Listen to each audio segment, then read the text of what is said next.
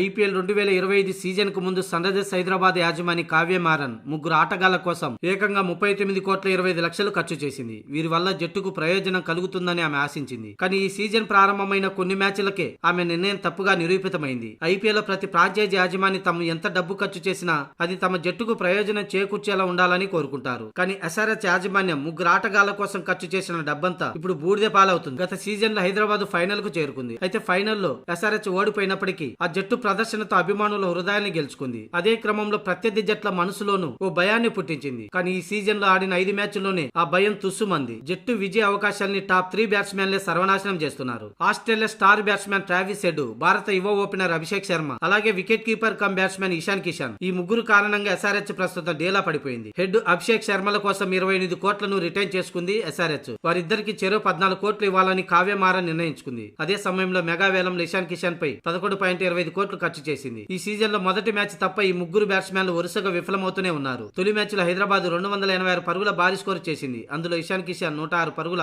తుఫాన్ ఇన్నింగ్స్ ఆడాడు. హెడ్ 67 పరుగులు చేయగా అభిషేక్ కూడా 24 పరుగుల కీలక ఇన్నింగ్స్ ఆడాడు. ఆ తర్వాత ఈ ముగ్గురు బ్యాట్స్మెన్లు తర్వాత 4 మ్యాచ్ల్లోనూ దారుణంగా విఫలమయ్యారు. చివరి 4 మ్యాచ్లు హెడ్ 84 పరుగులు మాత్రమే చేశాడు. ఇక అభిషేక్, ఇషాన్ పరిస్థితి అయితే మరింత దారుణంగా ఉంది. 4 ఇన్నింగ్స్ లో అభిషేక్ 27 పరుగులు చేయగా ఇషాన్ కిషన్ కేవలం 21 పరుగులు మాత్రమే చేశాడు. ఇటువంటి పరిస్థితుల్లో కావ్య మారన్ ఖర్చు చేసిన 39,25,00,000 వృధాగా మారాయని ఫ్యాన్స్ కామెంట్లు చేస్తున్నారు. నిన్న గుజరాత్ టైటన్స్ తో మ్యాచ్ ఓటమి తర్వాత డ్రెస్సింగ్ రూమ్ లోకి వెళ్లి ఎస్ఆర్హెచ్ ఆటగాళ్లకు క్లాస్ పీకారట. ముఖ్యంగా అభిషేక్, ట్రావిస్ హెడ్, ఇషాన్ కిషన్ లపై మండిపడినట్లు తెలుస్తుంది. మీ నుంచి సరైన ఆరంభం లేకనే జట్టు ఇలా తయారైందని, అసలు ఏమైంది మీకు, ఎందుకు ఇలా ఆడుతున్నారంటూ వారిపై మండిపడినట్లు తెలుస్తుంది.